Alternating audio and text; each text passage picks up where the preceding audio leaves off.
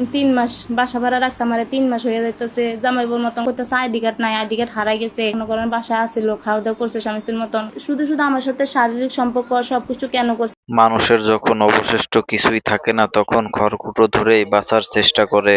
এটাই হয়েছে এই নারীর ক্ষেত্রে। এক সন্তানের এই জননীর পরিচয় হয় তার বান্ধবীর মাধ্যমে সৌদি আরবের এক। ও কইছে আমার সাথে, আমার একটা বান্ধবী আছে, ওর জামাই ওখানে থাকে, ওর সাথে কাজ করতে সৌদি আরব। পরে ওখানে ওরে ধরছে, ওর বাসায় আমি থাকতাম, আমাকে ফোনে কথা বলতে দেখছে, ও জামাইয়ের সাথে ওখান থেকে আমার পছন্দ করছে।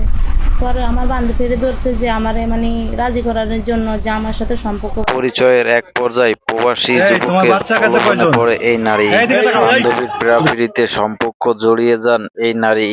এক সন্তানের এই তরুণী জানান, উমরা হজ করে এসে বলেন তার সাথে কোনো প্রতারণা করবে না। এই কসম খেয়ে তার সাথে সম্পর্ক জড়ায় আমি খোকন। জিজ্ঞেস করছি আপনি কি আমার সাথে কোনো প্রতারণা করবেন? কোন আমি যেদিন আমার সাথে কথা বলে পাস ওদিন হ্যাঁ ওমরা করতে গেছে। পরে ওখানে ওই দেশ নিয়ে মানে কসম কাটছে যে আমি সৌদি আরব নিয়ে কসম কাটছি, আমি পবিত্র দেশে আছি, আমি কখনো প্রতারণা তোমার সাথে করব না, আমি তোমারে মানে বিয়ে। এই তরুণী জানান তার সংসারের সকল দায়িত্ব নেবে প্রেমিক খোকন। তার কথা মতো ঢাকা থেকে চাকরি ছেড়ে গ্রামে ফিরে যান এই তরুণী। গ্রামে ফিরেই প্রেমিক খোকনকে মোবাইল ফোনে বিয়ের প্রস্তাব দেন এই তরুণী। পরে করতেছে যে বাচ্চার খরচপাতি সব আমি দেবো, তোমার খরচপাতি আমি দেবো, তোমার ডিভোর্স আমি চালামো, তুমি বাড়ির দিকে চলে যাও। পরে আমি হ্যার কথাই শুনছি, হ্যাঁ যেভাবে বলছে এইভাবে আমি শুনছি। বাড়িতে আসবার পরে হ্যাঁ মনে করেন আমার একটা নাকফুল বানাই দিছে, ওই খরচপাতি এমবি টেমবি দিত মনে করেন টুকিটাকি দিবার পরে বাইক মনে আমি মাসখানিক মতন ছিল। এই তরুণী জানান প্রেমিকের কথা মতো গ্রাম ছেড়ে ঢাকা এসে বাসা ভাড়া থাকেন প্রেমিকা। এরপরে মোবাইল ফোনে স্বামী স্ত্রীর মতো কথা বলতে থাকেন তারা। যে তুমি আলাদা বাসা নাও, আলাদা বাসা নিয়ে তুমি ওই বাসাতে একা থাকো। পরে আমি কইতেছি না আমি বাড়িতে থাকি, সমস্যা না। তোমার ফ্যামিলি তোমাকে বিয়ে দিয়ে লাইবো, যে বাড়িতে থাকলে নানান জন নানা কথা করবে, তোমার মন ঘুরে যাইবো, আমার মন ঘুরে যাবে, থাক তুমি আলাদা বাসা পাবো, আমি বাসা ভাড়াটা সব দিব। পরে এরকম করতে করতে 1 তারিখ মনে করেন সারা তার বাসা পাবো না, 1 তারিখ 25 তারিখে আমার মেজাফরও ধরছে যে দেন ওর বাসা ভাড়া করে রাখি, ও গ্রামে থাকলে কালো হয়ে যাইবো, যে এসে সে এসে যে ওখানে থাকুক, শহর এলাকা থাকুক, পদ্মাভাবে চলুক, মানুষের যেন না দেখে। পরে ওর কথা আমি ও যেভাবে বলছি, আমি ওর স্বামী হিসেবে এইভাবে আমি শুনছি, মনে করেন ওর কথা আমি কখনো পালাইতাম না। বিয়ে করার জামার মতন আমি ও যেভাবে বলতো ওখানে আমি ওইভাবে চলাফেরা করতাম। পর আমি চলে গেছি 1 তারিখ, 27 তারিখে আমি চলে গেছি, যাই আমি একটা খালার বাসায় ছিলাম। হ্যাঁ খালার সাথে কথা বলছে, থাকবার পরে হ্যাঁ বলতেছে যে খালারে বলছে খালা একটা বাসা নিয়ে দেন ওরে। পরে ও খালা আমি যেদিন গেছি 27 তারিখ ওই দিনে রাইতে হাইটা মনে করেন 2-3 জায়গায় দেখে আমার একটা বাসা নিয়ে দিছে 5,500 টাকার ভিতরে।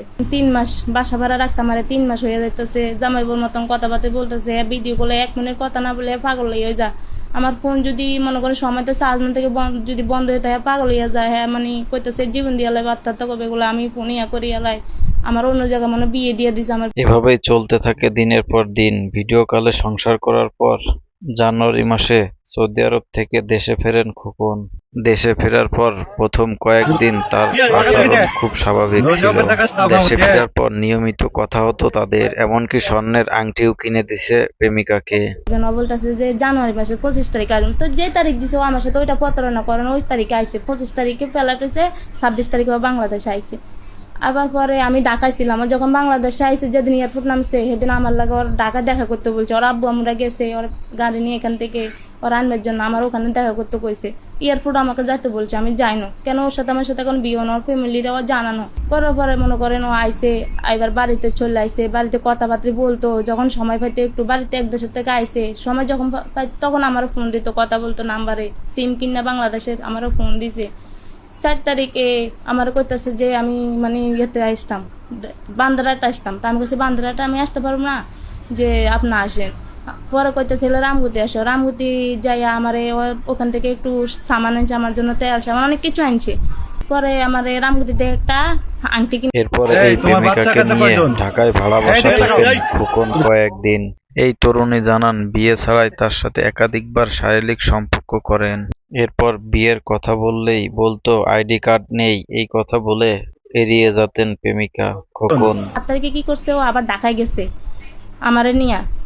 4 তারিখে আমার আংটি দিয়ে আইছে, 7 তারিখ ও ঢাকা গেছে শনিবারে। ঢাকা যাইবার কালে আমার নিয়ে গেছে, বলতেছে আমি ওদিনও প্রেশার দিছি যে বিয়ে করো, আমার করতেছে আইডি কার্ড নাই, আইডি কার্ড হারাই গেছে, আইডি কার্ড আবেদন করতে দিছে। আমি বাড়িতে আসবার পরে আমি বিয়ের জন্য মানে চাপ দিই যে একটা মানুষ দেখলো তো খারাপ বলবো যে এলাকার মানুষে যে বিয়ে করে আলাম। হ্যাঁ করতেছে না আমি এখন বিয়ে এখন করবো না, আমার আইডি কার্ডটা আসুক, ভোটটা যাও, একটু ধৈর্য ধরো। তো আমি হের কথাতে ওইভাবে বিশ্বাস করছি। পরে ঢাকা গেছি, ঢাকা যাবার পরে মনে করেন যাইতে যাইতে 7 তারিখে যাইতে যাইতে সন্ধ্যে গেছে, মনে করেন বাসায় আসছিল, খাওয়া দাওয়া করছে স্বামী স্ত্রীর মতন। ওখানে মানুষ জিজ্ঞেস করছে কেউ স্বামী স্ত্রী, সবাই রুম নিতে গেলে জানে আমার জামাই সৌদি আরব থাকে। হ্যাঁ ম্যানেজারের সাথে কথা বলতো সৌদি আরব থেকে, ওই ম্যানেজারের কাছে টাকা টুকা গড়বাড়াটা মানে আমার ফোন যদি অনেক সময় একটু বন্ধ থাকতো ও তাড়াতাড়ি ম্যানেজারের ফোন দিত, ম্যানেজারের ফোন দিয়া মানে আমার বাসা পাঠাতো আমি কি হয়েছি না বিপদ আপদ হয়েছি নি, যে আমার খোঁজ কম নিত। তো ম্যানেজারে যাই দরজা লক করতো, মনে করেন আমার খোঁজ কম নিত, আপনার জামাইকে ফোন দেন, আপনার জামাই এমনি এমনি টেনশন করতেছে, আমি ফোন দিতাম। তো যেদিন 7 তারিখে গেছে ওদিন ম্যানেজারে বলতেছে ভাই ঘর ভাড়া তো দিতে হবে। হ্যাঁ করতেছে যে 2-1 দিন পরে দিই, 10 তারিখ তো এখন আসেন, আমি আইসি এক জায়গা থেকে, ঘর ভাড়াটা দুমু। পরে ওদিন রাত আসলো, সারাদিনও ছিল, থাকবার পরে মনে করেন হিয়ার পরের দিন চলে আইসে। তোমার বাচ্চা কাছে কয়জন?